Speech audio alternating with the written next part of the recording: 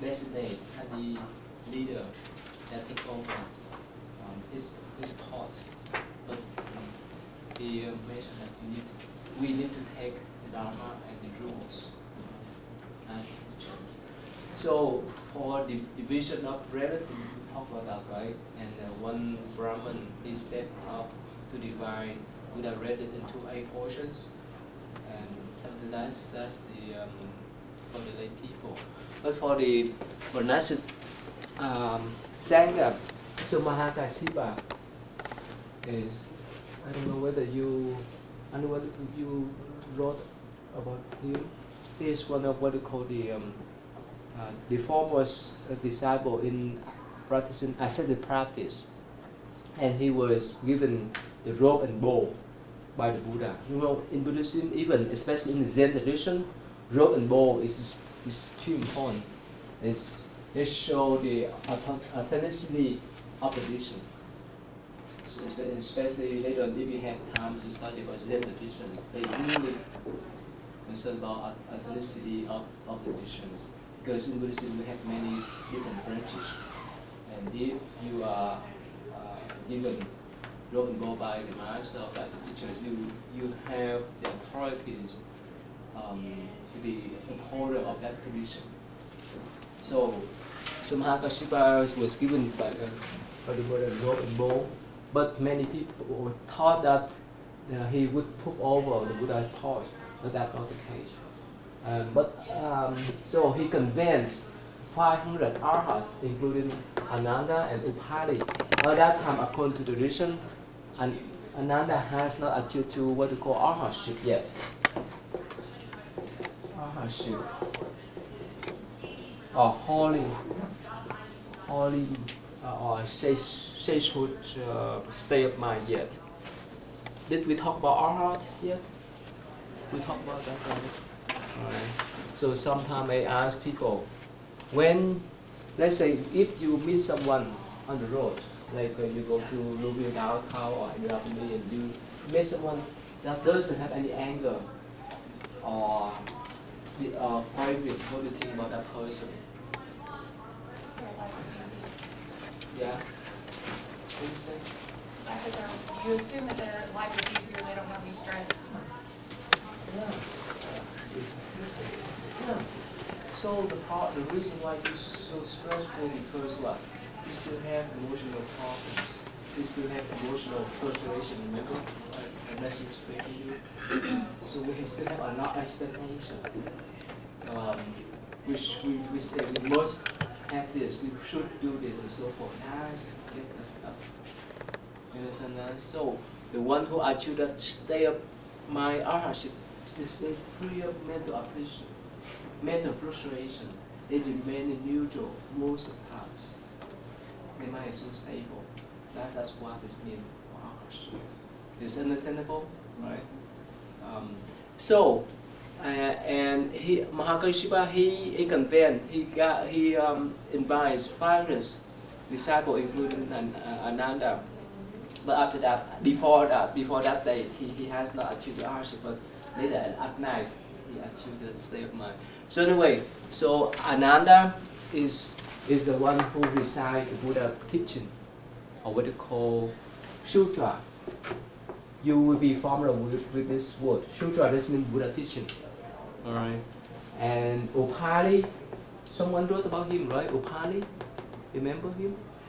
Vinaya.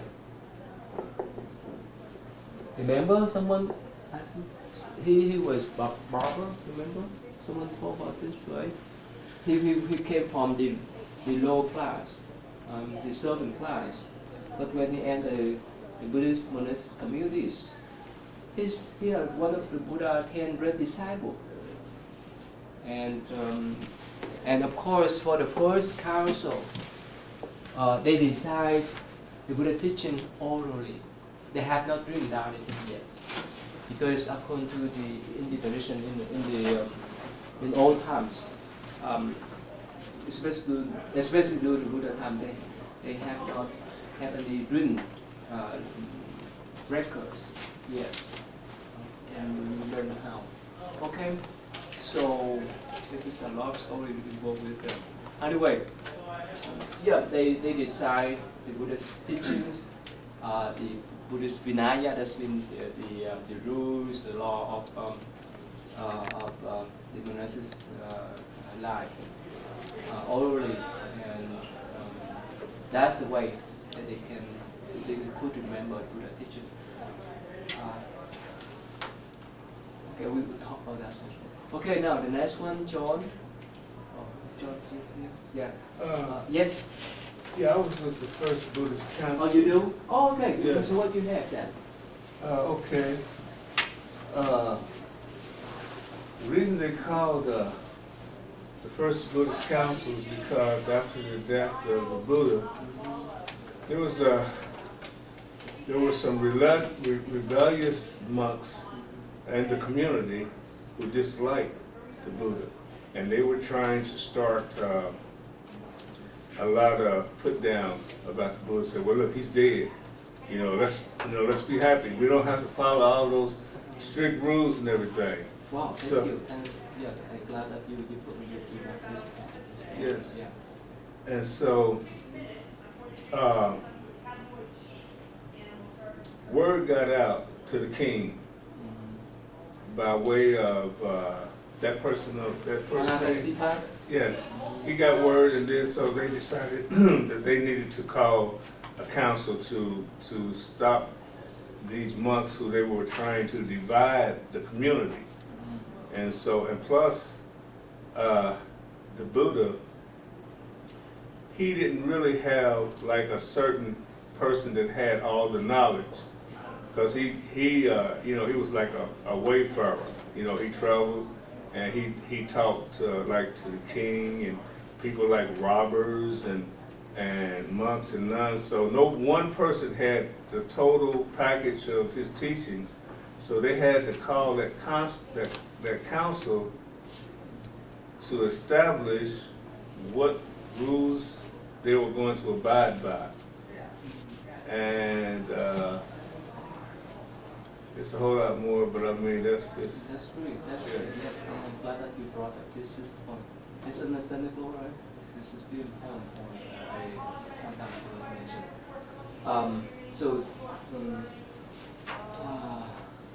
Yeah. Can I ask a question? Yeah, please. Is it true that they, like 3 months after his death, they started the council 3 months after his death? Yeah, 3 months. Yeah. And they stayed there for 7 months during the rainy season? Yes, 3 months. Yeah, and here we have what? Religion, politics, whichever. So,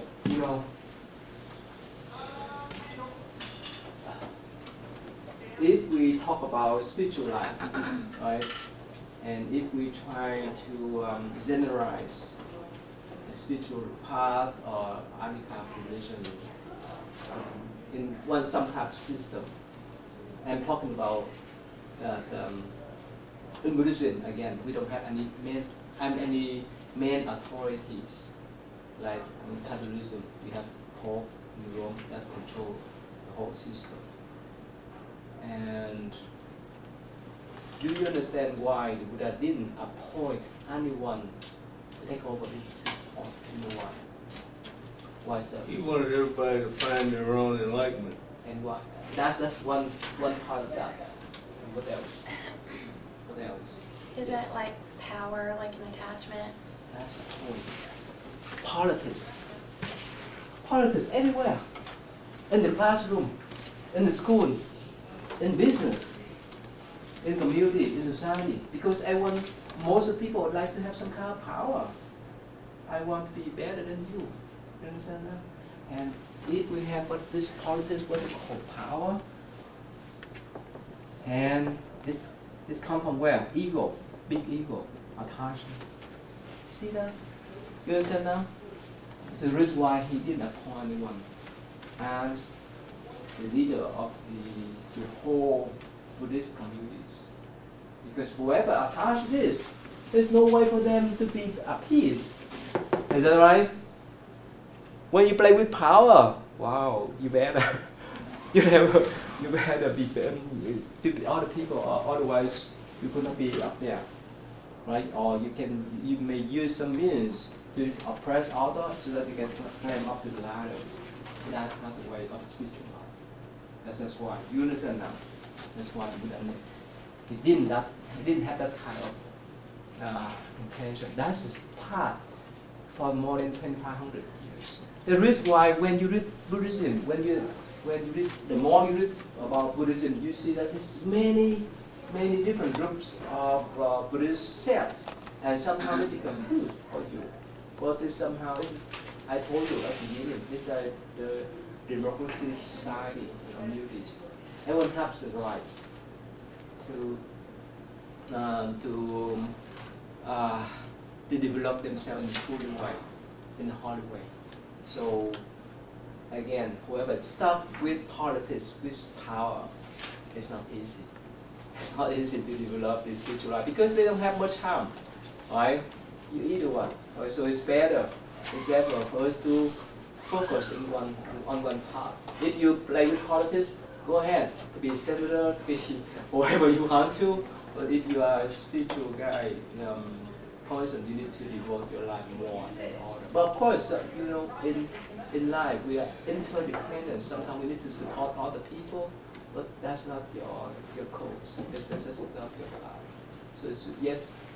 So if power is an attachment, then wouldn't the monks have disagreed to become a council? Because wouldn't they have gained power when they became a council? Again, because of that story, maybe you heard about the story. The one that said, "Oh, after Buddha passed away, I said, I'm free now. I don't have anyone to point my mistake anymore. I don't have anyone who remind me I have to do this, I have to do that." Because of that incident, this monk, he called fire holy monks come together to decide the Buddha teaching again. That's not the central authority. That's a different story. Make sense? Because that is for spirit to carry on the Buddha teaching. They concern more about Buddha teaching than to control the whole Sangha. That's a different story. You see that? That point? That's just a good point. Just for mention that. Is that clear? So again, wherever you go, right? If the religion misses politics, there's some problem there, right? And that's pretty good. Our founders, they have that kind of constitution. State and religion should be separate. It's pretty good. That's somehow, people still listen. Okay, good. How about number 2, Second Buddhist Council? Anyone of you do this? Okay. Anyway, that's fine.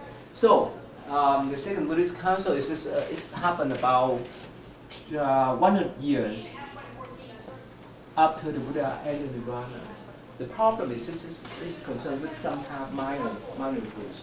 Like can monks eat afternoon, or can monks keep morning, go because people offer them go morning and so forth. So this is just the minor rules. And so they have some kind of argument or debate, and they split out. So that's not much important. So that just happened 100 years after the end of Vietnam. Okay, how about the third one? Yes, what you have there? The Third Buddhist Council was started by the Orion King Ashoka under the leadership of the monk Tisa. Yeah. The purpose of the council was to purify the Buddhist movement. The king asked the monks about what Buddha taught, and they said he taught eternalism, which is a philosophical approach to the ontical nature of time. Eternalism is condemned in the canonical Brahmajala Sutta. The king asked the virtuous monks, and they said the Buddha was a teacher of analysis, and this was confirmed by Tisa. Yeah. Okay. We will discuss about this today and next time. Ashoka.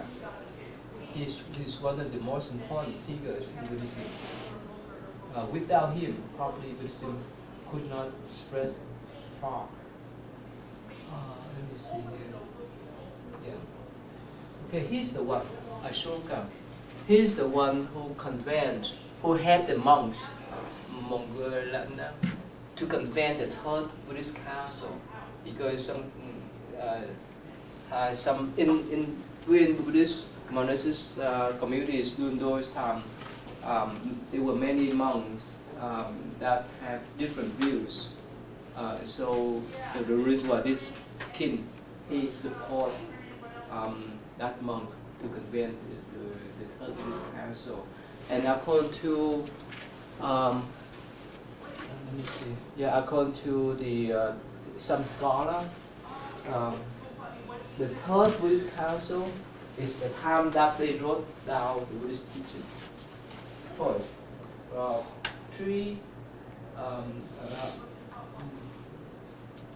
more than 200 years after Buddha had the Nirvana, passed away, and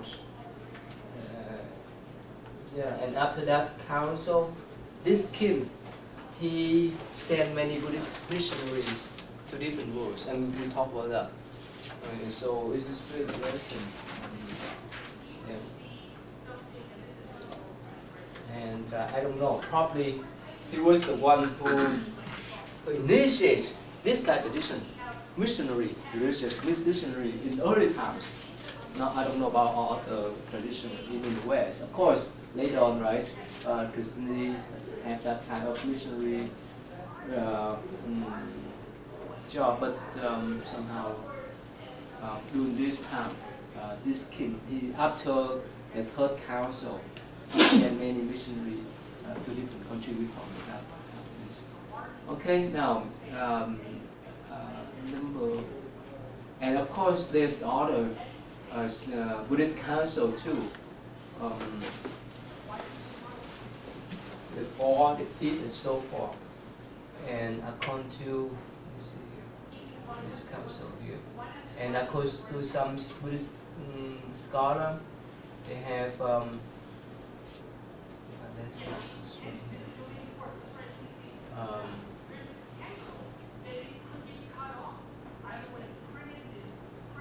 and the four Buddhist council.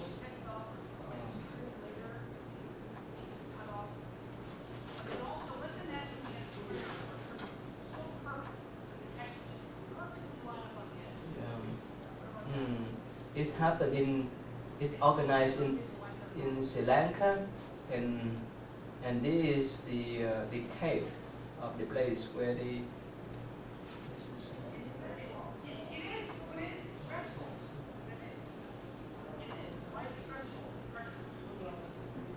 Oh, right here. Yeah, this is a place in Sri Lanka where they convened the Third Buddhist Council in Sri Lanka, but according to all traditions, they have different record about the Buddhist Council in Kashmir. Kashmir is the location between India and Pakistan. You know Pakistan, right? India and Pakistan. This is one here. The Kushan Emperor of Ganesha in the 4th century AD, he convened that four Buddhist council, and that is why later on, probably during Ashoka times,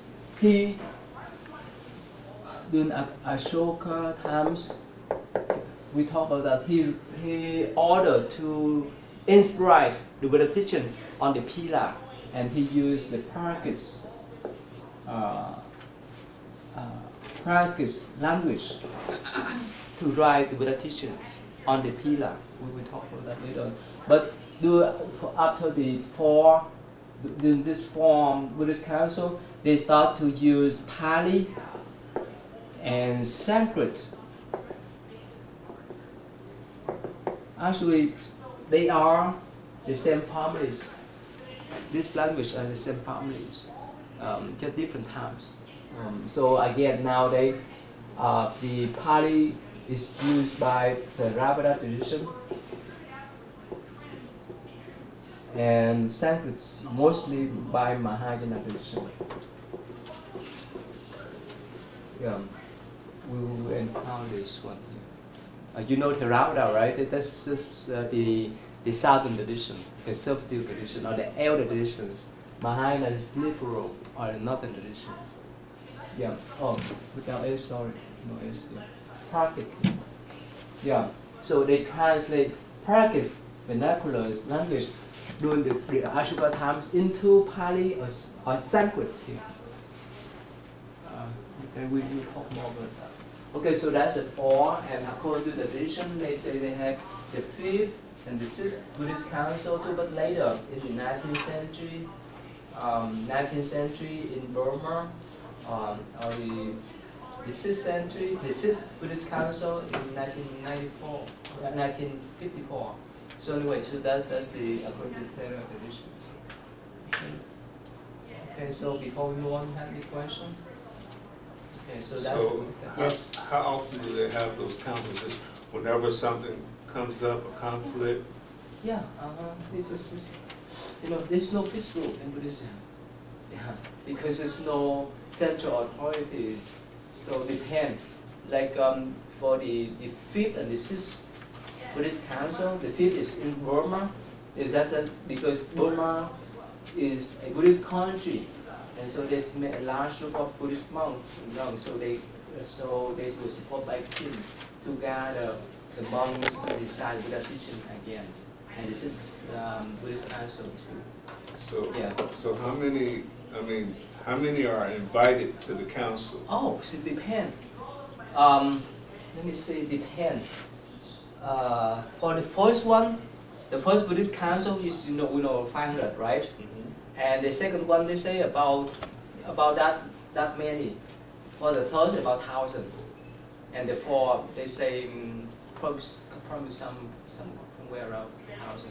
But the fourth, the 5th and the 6th is probably 10,000 and so forth. Depend. There is no fixed thing. Okay, and the reason why the Buddha teaching is still available up to now due to their effort. Yeah, one thing I want to mention is you may not understand how we preserve the Buddha teachings orally. And even me, before I didn't know that, I could not understand, I could not recognize. But when I went to India in 1998, 1999, one time I went to a Tibetan center, a Tibetan temple in Dharamsala. You know Dharamsala? This is headquarters of Dalai Lama in northern part of India, where his headquarters is, where it was the largest Tibetan settlement there. So at that temple, I don't say, probably hundreds, probably at least 400 or 500 Tibetan monks came together to recite Buddha teaching orally for months, not for weeks, for months. Orally. So they have traditions that, okay, so some monks, they do meditation, some monks, they go out to do the teachings, and some monks, they specialize in memorizing the Buddha teaching. And I don't have time, but if you can type on the YouTube, you may see some monks. I saw that video clips for the Thai monk. So every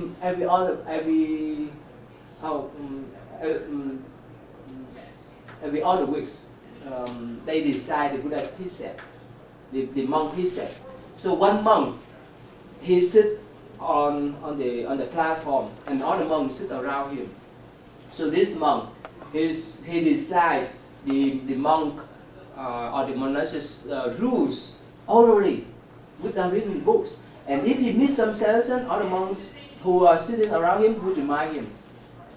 I saw that video clips before. Yes. Well, so they use the same language today as they did way back then. During the Buddha times, the Buddha, according to some scholar, they say that he spoke the language of this. It's still a good question. Thank you. let me see here.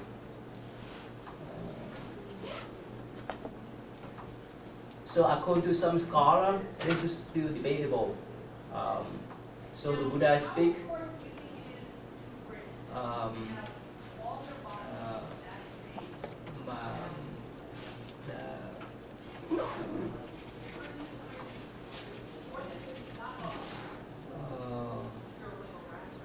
okay, let me see. Let me this one.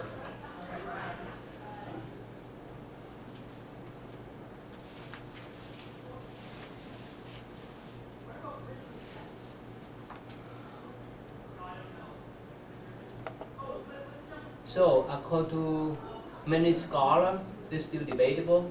So they say that the Buddha speak this language, the language of this country. Let me see. Okay, here. Here. According to some scholar, can you see? Oh, Magadha.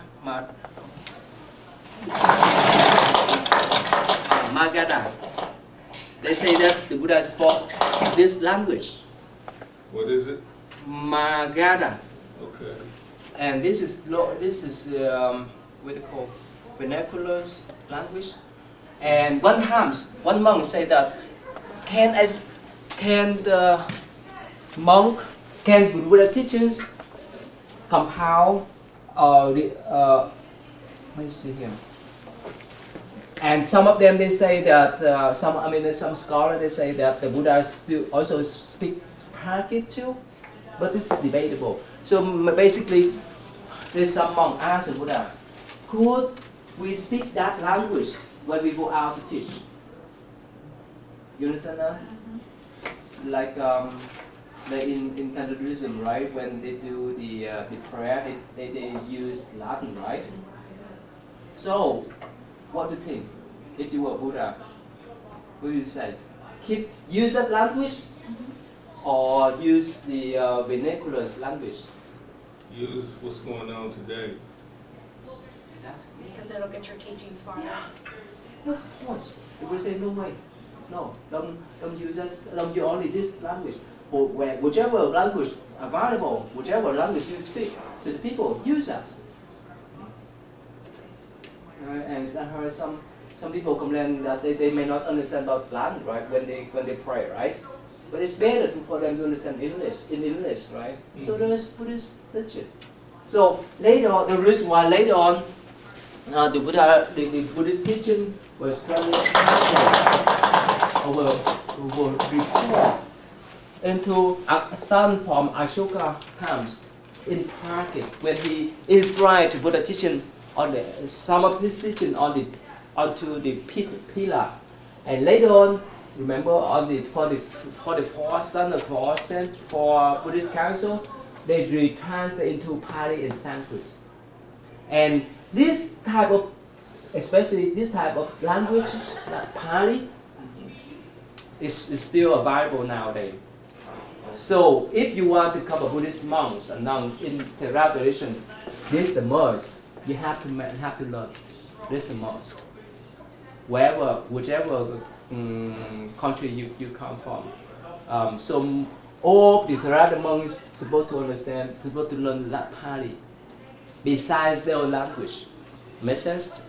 But for Mahayana tradition, Sanskrit has been Sanskrit canon has been destroyed right after Muslim invasion during the 12th or 13th century. They burned the whole library at the Nalanda institution or university. But this language has been translated into Chinese, Tibetan, the two main ones, Chinese and Tibetan languages. So again, if you want to study in depth about Buddhism, these are the three languages you need to learn. Of course, nowadays English Buddhist teaching or English Buddhist sutra is available in Pali. I mean that they have been translated from Pali, from Chinese, but not much. We have thousands. Remember, you asked me how many Bible we have? Thousands and thousands. We talk about that. Because you see, Buddha taught for 45 years. And every day, remember we talk about his daily schedule? They talk to the monks, the nuns, the lay people, even celestial beings. That has been recorded by, mainly by Nanda. And now they get some portion of the Buddhist teaching in Chinese and have been translated into English. But most of the part